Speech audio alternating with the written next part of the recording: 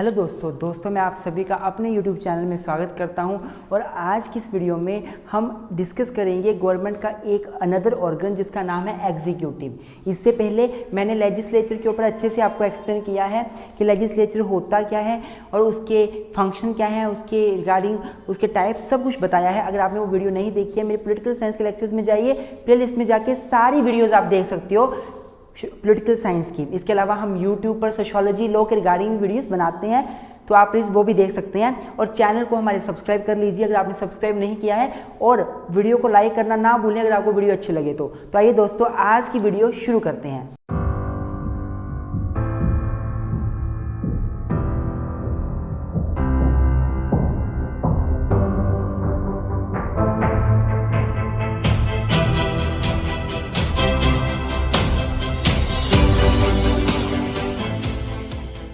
तो मेरे दोस्तों सबसे पहले इंट्रोडक्शन के साथ हमें टॉपिक को शुरू करना है।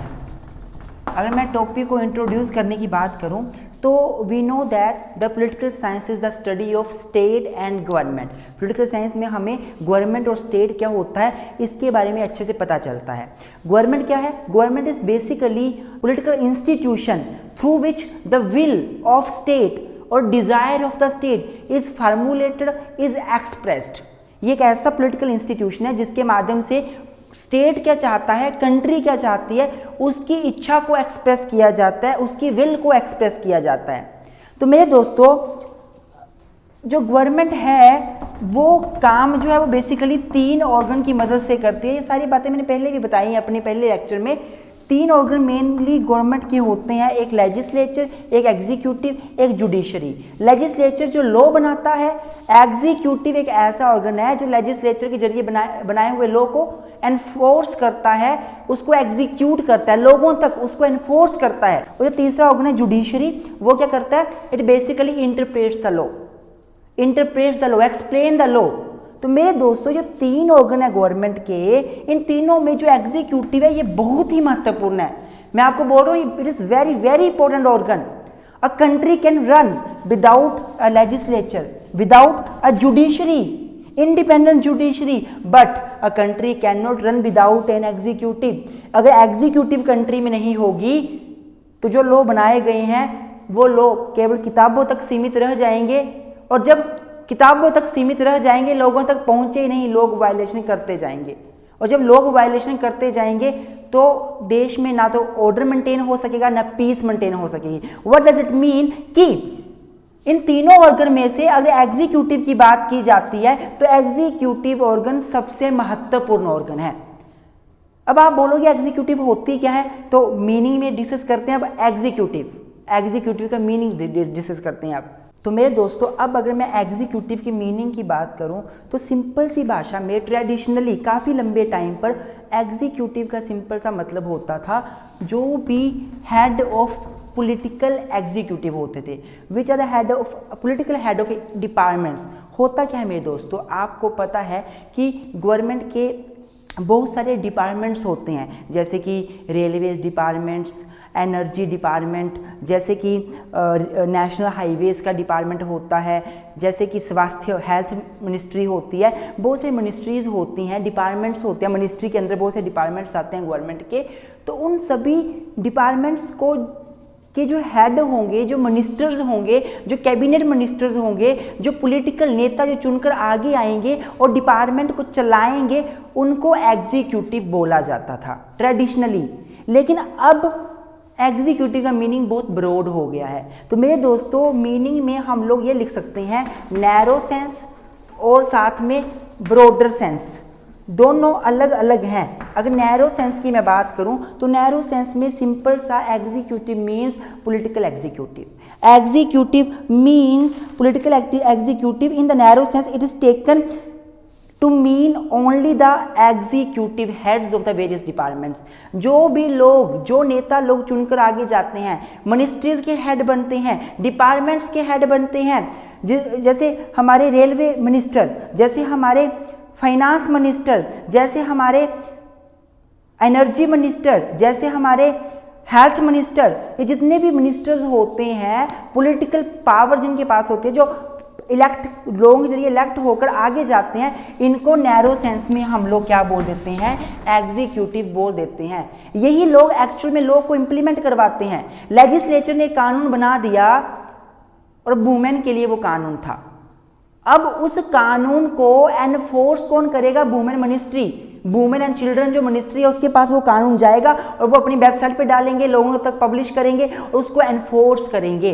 उसको एनफोर्स करने के लिए पुलिस की हेल्प भी वो ले सकते हैं, कौन, पॉलिटिकल एग्जीक्यूटिव। तो नैरो सेंस में एग्जीक्यूटिव का मतलब होता है जितने भी पॉलिटिकल हेड्स होते हैं वेरियस डिपार्टमेंट्स के, चाहे वो फाइनेंस डिपार्टमेंट हो, चाहे वो हेल्थ मिनिस्टर हो, मिनिस्ट्री हो, चाहे वो रेलवेज मिनिस्ट्री हो, चाहे जो मर्जी हो, इनके जो हेड होंगे पॉलिटिकल जो आगे चुनकर जाते हैं, इलेक्ट होकर जाते हैं, वो नैरो सेंस में एग्जीक्यूटिव है। लेकिन ब्रॉडर सेंस में एग्जीक्यूटिव में पॉलिटिकल एग्जीक्यूटिव तो आते ही आते हैं, साथ साथ परमानेंट एग्जीक्यूटिव भी आते हैं। मेरी बात समझने की कोशिश करना, परमानेंट एग्जीक्यूटिव भी आते हैं मेरे दोस्तों।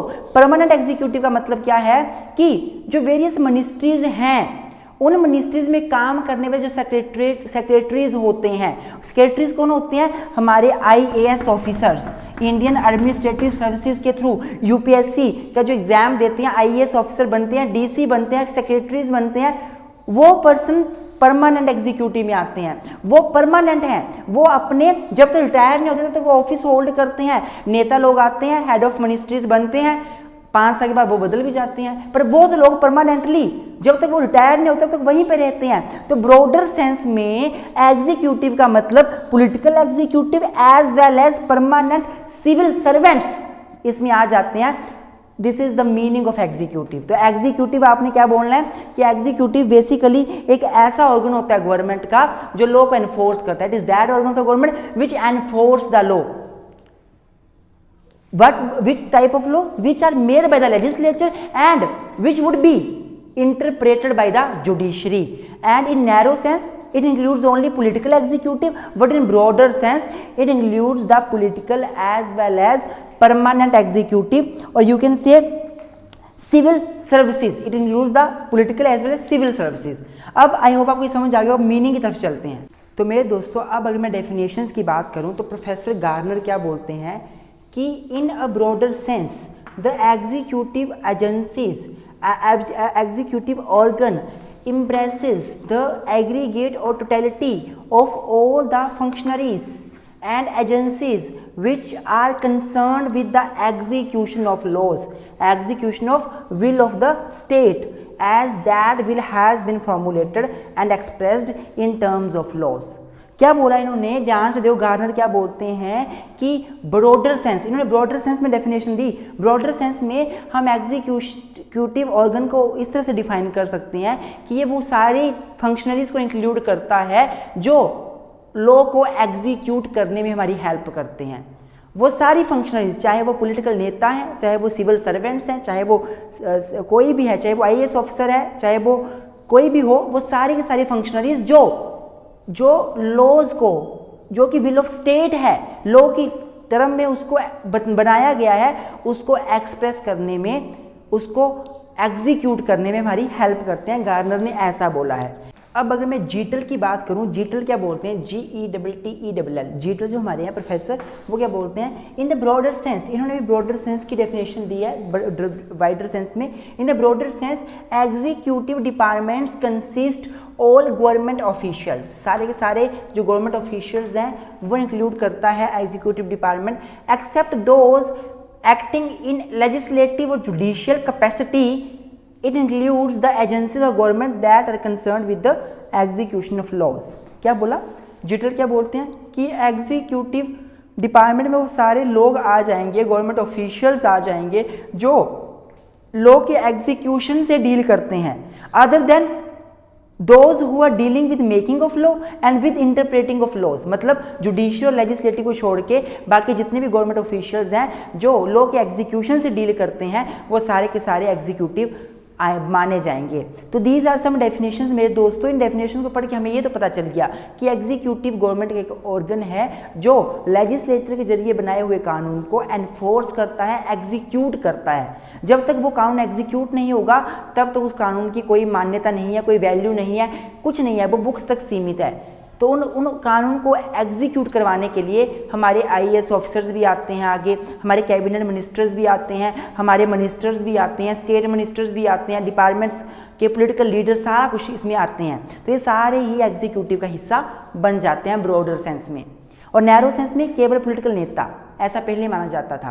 नैरो सेंस को पहले मान्यता दी जाती है ट्रेडिशनल टाइम पर। अभी प्रेजेंट टाइम पर हम वाइडर व्यू लेते हैं, जिसमें नेता तो आते हैं, पॉलिटिकल लीडर तो आते हैं, साथ में परमानेंट सिविल सर्वेंट्स भी एग्जीक्यूटिव के हिस्सा ही माने जाते हैं। मतलब हमारे DC, SDM, तहसीलदार, नायब तहसीलदार, हमारे जो सेक्रेटरीज होते हैं डिपार्टमेंट्स के, वो सारे जो IAS ऑफिसर्स हैं वो सारे के सारे एग्जीक्यूटिव का हिस्सा माने जाएंगे। अब हम पढ़ेंगे इसके फंक्शंस क्या क्या हैं एग्जीक्यूटिव के। तो अब मेरे दोस्तों हम डिस्कस करेंगे एग्जीक्यूटिव के फंक्शंस क्या क्या होते हैं। तो सबसे पहला फंक्शन जो है वो बड़ा महत्वपूर्ण फंक्शन है, जो कि है एनफोर्समेंट ऑफ लॉज, या फिर इस फंक्शन को हम बोल सकते हैं एडमिनिस्ट्रेटिव फंक्शन, या फिर मेंटेनेंस ऑफ ऑर्डर भी बोल सकते हैं। तो सबसे पहला फंक्शन जो एग्जीक्यूटिव का होता है वो ये है कि जो लॉ लेजिस्लेचर बना देता है उन लॉज को एनफोर्स करना, उनको लोगों तक पहुँचाना, लोग ना माने तो एनफोर्स करना। और ये काम करने के लिए एग्जीक्यूटिव पुलिस की मदद भी ले सकते हैं। अगर कोई कानून बना तो कोई नहीं मान रहा है तो पुलिस फोर्स का यूज़ करके ज़बरदस्ती उस कानून को लोगों तक एनफोर्स किया जा सकता है। फॉर एग्जांपल एक कानून बन गया, एक रूल बन गया, लेजिस्लेचर ने कोई पॉलिसी बना दी, कुछ भी बना दिया, जिसमें ये लिखा हुआ है कि 50 लोग एक स्थान पर इकट्ठे नहीं हो सकते ड्यू टू कोविड की वजह से, और लोग नहीं मान रहे हैं। एग्जीक्यूटिव एजेंसीज क्या करेंगी, जाकर पुलिस का सहारा लेंगी और जाकर एग्जीक्यूटिव एजेंसी में DC भी आ जाते हैं, हमारे SDM भी आ जाते हैं, हमारे जो है वो IPS ऑफिसर्स भी आ जाते हैं, सारे आ जाते हैं। तो वो क्या करेंगे, पुलिस ऑफिसर्स के पुलिस का सहारा लेगी और लोगों को ज़बरदस्ती एक साथ इकट्ठे होने से रोकेगी। That is the execution of law. Law execute हो गया, ज़बरदस्ती एनफोर्स कर दिया। तो पहला फंक्शन एग्जीक्यूटिव का है, जो लॉ लेजिस्लेचर बनाए उसको एनफोर्स करना, लोगों को ज़बरदस्ती मनवाना उस लॉ को। जो दूसरा फंक्शन है वो है अपॉइंटमेंट मेकिंग फंक्शन। तो दूसरा जो फंक्शन है एग्जीक्यूटिव का वो ये है वेरियस अपॉइंटमेंट्स करना, लोगों को अपॉइंट करना, बड़े बड़े ऑफिसर्स को अपॉइंट करना। हमारे इंडिया में अगर मैं बात करूं प्रेसिडेंट की, राष्ट्रपति की, वो एग्जीक्यूटिव के हेड हैं। The president is the head of executive. तो प्रेसिडेंट ही हमारे सुप्रीम कोर्ट के जजेस को अपॉइंट करते हैं, हाई कोर्ट के जजेस को अपॉइंट करते हैं, गवर्नर्स को अपॉइंट करते हैं, यही एम्बेसडर्स को अपॉइंट करते हैं। बोलने का मतलब क्या हुआ, जो अदर फंक्शन एग्जीक्यूटिव का वो है वेरियस अपॉइंटमेंट्स बनाना, लोगों को अपॉइंट करना वेरियस पोस्ट पर। जो अगला फंक्शन है हमारे देश में एग्जीक्यूटिव का वो है ट्रीटी मेकिंग फंक्शन, या आप इसको डिप्लोमेटिक फंक्शन भी बोल सकते हो, या कंडक्टिंग फॉरेन रिलेशन का फंक्शन भी इसे बोला जा सकता है। जो एग्जीक्यूटिव है उसका फंक्शन है कि दूसरी कंट्रीज के साथ रिलेशन बनाने में जो ट्रीटी साइन होंगी उसको ट्रीटीज़ को बनाना। ये एग्जीक्यूटिव की रिस्पॉन्सिबिलिटी होती है कि वो डिसाइड करे कि किसी देश के साथ कौन सी ट्रीटी पर साइन करना है या नहीं करना है, उस ट्रीटी का हमारे देश को क्या फ़ायदा होगा, इसके ऊपर विचार विमर्श करने वाली एग्जीक्यूटिव ही होती है। एग्जीक्यूटिव का एक और फंक्शन है एनफोर्समेंट ऑफ लॉज के अलावा कि जितने भी रिलेशन बनेंगे फॉरेन कंट्री के साथ, तो किस कंट्री के साथ क्या ट्रीटी पर साइन करना है ये एग्जीक्यूटिव डिसाइड करेगी। इसके अलावा मिलिट्री फंक्शन, एग्जीक्यूटिव का एक और फंक्शन है military function, protection of territorial integrity, एक टेरिटरी की इंटीग्रिटी को प्रोटेक्ट करना। एग्जीक्यूटिव का फंक्शन होता है कि वो हमारे देश को एक्सटर्नल फोर्स से बचाए, इंटरनल डिस्टर्बेंस से बचाए। अगर कोई वार, कोई युद्ध डिक्लेयर करना है तो प्रेसिडेंट जो कि हेड ऑफ एग्जीक्यूटिव है वही करते हैं। अगर कहीं पे पीस कंक्लूड करनी है, पीस, दो देशों में युद्ध चला हुआ है, अब पीस पे आना है, हमने शांति पे आना है, शांति सिग्नेचर करने हैं, एग्रीमेंट पे साइन करने हैं, तो कौन डिसाइड करेगा ये करना है कि नहीं करना है? प्रेसिडेंट, हेड ऑफ एग्जीक्यूटिव ही करेगा। देश में युद्ध करना है दूसरे देश के साथ तो डिसाइड करने वाला जो है प्रेसिडेंट होगा, और शांति करनी है तो भी प्रेसिडेंट ही होगा। प्रेसिडेंट को मिलिट्री फोर्सेस का हेड माना जाता है, he is commander in chief और all the military forces, all the forces. अर्थात जो एग्जीक्यूटिव है उसका फंक्शन जो है वो देश में वॉर के रिगार्डिंग या देश में पीस के रिगार्डिंग एग्रीमेंट पर साइन करना होता है। इसके अलावा अगर देश में कोई एमरजेंसी लग जाए तो एमरजेंसी के टाइम पे एग्जीक्यूटिव के पास पावर होती है, प्रेसिडेंट के पास पावर होती है कि वो देश के लोगों के फंडामेंटल राइट्स को सस्पेंड भी कर सकता है कि अभी देश में इमरजेंसी लगी हुई है बिकॉज देश का युद्ध जो दूसरी कंट्री के साथ हो गया, तो सभी देश के जो लोगों के राइट्स होंगे, फंडामेंटल राइट्स, उनको सस्पेंड भी किया जा सकता है। कौन करेगा सस्पेंड? प्रेसिडेंट करेगा, जो कि हेड ऑफ एग्जीक्यूटिव है, मतलब ये भी एग्जीक्यूटिव के फंक्शन में आता है। इसके अलावा एग्जीक्यूटिव का एक और फंक्शन है लेजिस्लेटिव फंक्शन। एग्जीक्यूटिव का मेन फंक्शन होता है लॉ को एनफोर्स करना, पर कभी कभी एग्जीक्यूटिव लॉ भी बनाती है। हमारे देश की बात ले लो, प्रेसिडेंट जो कि हेड ऑफ एग्जीक्यूटिव हैं, वो हमारे देश में उनके पास ऑर्डिनेंस मेकिंग पावर है। आर्टिकल 1, 2, 3 ऑफ इंडियन कॉन्स्टिट्यूशन, अध्यादेश जारी करने की पावर। अगर पार्लियामेंट के दोनों हाउसेस सेशन में नहीं है और इमीडिएटली अर्जेंट बेसिस पर किसी पॉइंट पर लॉ बनाना है, तो कौन बनाएगा जी? प्रेसिडेंट साहब बनाएंगे, अपनी article 1, 2, 3 of constitution of India की पावर को यूज करते हुए, जिसे कि ऑर्डिनेंस मेकिंग पावर बोलते हैं। तो प्रेसिडेंट के पास, एग्जीक्यूटिव के जो हेड है, एग्जीक्यूटिव के पास आप बोल सकते हो लेजिस्लेचर, लॉ बनाने की पावर भी है। इसी के साथ मैं आपको बता दूं एक कंसेप्ट है, वो है डेलीगेटेड लेजिस्लेशन। डेलीगेटेड लेजिस्लेशन, इसका मतलब क्या होता है कि कभी कभी जो हमारी लेजिस्लेटिव बॉडी है, जो लेजिस्लेचर हैं, जो लॉ बनाते हैं, वो इतने बिजी हो जाते हैं कि वो छोटे छोटे बिंदुओं पर रूल्स नहीं बना सकते, रेगुलेशन नहीं बना सकते, बाई लॉज नहीं बना सकते, लॉज नहीं बना सकते, तो वो अपनी पावर एग्जीक्यूटिव अथॉरिटीज़ को डेलीगेट कर देते हैं, एडमिनिस्ट्रेटिव अथॉरिटीज़ को, जो कि एग्जीक्यूटिव अथॉरिटीज़ ही होती हैं, हमारे IAS ऑफिसर्स, हमारे DC साहब, हमारे SDM साहब, उनको अपनी पावर डेलीगेट कर देते हैं, दे देते हैं अपनी पावर कि तुम इस पॉइंट पर लॉ बना लो। और वो एग्जीक्यूटिव क्या करती है, फिर जब उनको डेलीगेटेड लेजिस्लेशन के अंतर्गत जब उनको पावर मिल जाती है, तो वो फिर लॉ बनाते हैं हमारे कौन? एग्जीक्यूटिव। एग्जीक्यूटिव का काम जो वो लेजिस्लेटिव फंक्शन भी है, लॉ बनाने का फंक्शन भी है। कब? एक तो पहला पॉइंट ऑर्डिनेंस मेकिंग पावर के अंतर्गत प्रेसिडेंट साहब को, और दूसरा डेलीगेटेड लेजिस्लेशन के अंतर्गत जितने भी एग्जीक्यूटिव हैं वो लॉ बना सकते हैं, जब उनको लॉ बनाने की पावर लेजिस्लेचर के जरिए दे दी गई हो। दूसरा अगला है फाइनेंशियल फंक्शन, फाइनेंस के रिगार्डिंग फंक्शन। मैंने आपको लेजिस्लेचर के लेक्चर में ही बताया था कि जो बजट है वो प्रिपेयर कौन करता है? एग्जीक्यूटिव करती है। एग्जीक्यूटिव पूरे साल का खर्चे का बजट, एक्सपेंडिचर कितना हुआ, अगले साल में कितना पैसा खर्च करना है, कहाँ करना है, पूरा जो हमारा फाइनेंस मिनिस्ट्री के जो हेड है पॉलिटिकल एग्जीक्यूटिव, वो क्या करेंगे? वो बजट बनाएंगे और लेजिस्लेचर में लेकर जाएंगे। तो फाइनेंशियल फंक्शन भी है हमारे एग्जीक्यूटिव के, जिसमें वो देश का फाइनेंस कहाँ कहाँ खर्च होगा इसके रिगार्डिंग बजट प्रिपेयर करते हैं। इसके अलावा जुडिशियल फंक्शन, इसके अलावा जो अगला फंक्शन है हमारे देश में एग्जीक्यूटिव का, वो फंक्शन है जुडिशियल फंक्शन। जुडिशरी के रूप में भी ये काम करते हैं। वैसे तो इनका काम लेजिस्लेटिव के रूप में है, एग्जीक्यूटिव के नाम है, जुडिशरी के रूप में भी काम करते हैं। इसमें यहाँ पे आ जाएगा पार्डनिंग पावर। हमारे देश के जो प्रेसिडेंट साहब हैं, उनको हमारे कॉन्स्टिट्यूशन के आर्टिकल 72 और 71 दोनों में से एक है, प्लीज़ आप इसको देख लेना। 72 और 71 है, 71 या 72, 71 या 72 दोनों में से कोई एक है। तो 71 मान के चलो 71 आई थिंक। तो 71 जो आर्टिकल है हमारे कॉन्स्टिट्यूशन का, वो ये बोलता है कि जो हमारे प्रेसिडेंट साहब हैं वो किसी भी व्यक्ति की जो सज़ा है उसे माफ़ कर सकते हैं। किसी को फांसी की सज़ा हुई, सुप्रीम कोर्ट ने बोला फांसी दी जाएगी, अब वो बंदा प्रेसिडेंट के साथ पास जाकर मर्सी पिटीशन डालता है कि प्रेसिडेंट साहब मुझसे गलती होगी, मुझे माफ़ कर दो, मैं जीना चाहता हूँ, मेरी सज़ा को माफ़ कर दो। प्रेसिडेंट के पास पावर है कि वो पार्डनिंग पावर का यूज़ करके उसकी सज़ा को ख़त्म कर सकता है, उसके फांसी की सज़ा को कन्वर्ट करके लाइफ इम्प्रिजनमेंट में डाल सकता है। एक जज के रूप में प्रेसिडेंट साहब यहाँ पे एग्जीक्यूटिव हेड जो है वो जज के रूप में काम कर रहे हैं कि इसकी सज़ा को माफ़ करने का काम किसका होता है? जज का। जुडिशियल फंक्शन है, जुडिशियल फंक्शन है। तो इसमें ये आ जाएगा आपका कि पार्डनिंग पावर या कॉम्यूटेशन। कॉम्यूटेशन का मतलब होता है परिवर्तित करना, सज़ा को डेथ पेनल्टी से लाइफ इम्प्रिजनमेंट में कम्यूट कर सकते हैं।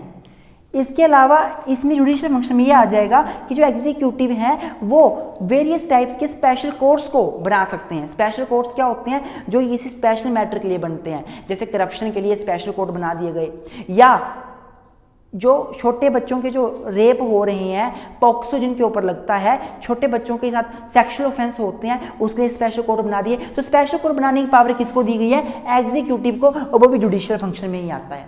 आई होप मेरे दोस्तों ये फंक्शन आपको समझ आ गए होंगे। अब हम पढ़ेंगे एग्जीक्यूटिव के काइंड्स क्या क्या हैं, टाइप्स क्या क्या हैं। तो अगर मैं काइंड्स की बात करूं, टाइप्स की बात करूं, तो सबसे पहला काइंड होता है नॉमिनल या फिर real executive. Executive can be nominal and it can be real. Nominal executive वो होती है जो नाम की एग्जीक्यूटिव होती है, एक्चुअल में पावर उसके पास नहीं होती, पर हाँ काम वही करती है सारा, पर नाम मात्र होती है, एक्चुअल में काम कराने वाला कोई और होता है। And real executive is that executive which actually performs the function of executive. हमारे देश में नॉमिनल एग्जीक्यूटिव भी है और रियल एग्जीक्यूटिव भी है। मैं आपको एग्जांपल देता हूँ। हमारे देश में एक है प्रेसिडेंट साहब और दूसरे हैं हमारे देश में prime minister and his cabinet. हमारे देश में जो प्रेसिडेंट हैं वो नॉमिनल एग्जीक्यूटिव हैं। हमारे देश में प्रेसिडेंट साहब जो भी काम करते हैं, किसी भी संधि पे साइन करें, किसी भी काम को करें, किसी भी अपॉइंटमेंट को करें, वो सारे काम जो प्रेसिडेंट और उसकी कैबिनेट की सलाह से वो करते हैं, अपनी मर्जी से नहीं करते। अपनी मर्जी से वो एक भी साइन नहीं कर सकते। जो प्राइम मिनिस्टर और उनकी कैबिनेट बोलेगी प्रेसिडेंट साहब को, वो वही करेंगे। तो इसका मतलब हमारे देश में प्रेसिडेंट नॉमिनल एग्जीक्यूटिव है, नाम के एग्जीक्यूटिव है, जस्ट टाइटल के रूप में काम करते हैं, नाम के रूप में नाम का ही काम करते हैं। और जो प्राइम मिनिस्टर उसकी कैबिनेट है वो रियल एग्जीक्यूटिव है, वो सच में काम करती है, सारा काम ये करने वाली है। यही बोलेगी प्रेसिडेंट साहब को कि भाई इस पर आप साइन कर दो, यही बोलेगी प्रेसिडेंट को कि भाई आप इस अपॉइंटमेंट को ओके कर दो, इस पर साइन कर दो। अर्थात an executive can be nominal और can be real. Nominal is that which does the work in name only, but real executive does the work in actually. तो ये पहला काइंड है। तो जो दूसरा काइंड है वो है hereditary and elected executive. Executive can B hereditary and can be elected. Hereditary का मतलब होता है जब एक जो एग्जीक्यूटिव है उसके बाद उसका ही जो बच्चा होगा वो एग्जीक्यूटिव बनेगा। इलेक्शन नहीं होते जैसा कि ब्रिटेन में होता है। ब्रिटेन में क्या होता है, एक जो किंग था उसके बाद उसकी क्वीन, उसकी बेटी क्वीन बनी, उसकी बेटी आगे क्वीन बनी। मतलब उन्होंने क्या किया, वहाँ का जो एग्जीक्यूटिव है वो हेरिडिटरी के तौर पे चलते हैं, वंश के तौर पर चलते हैं।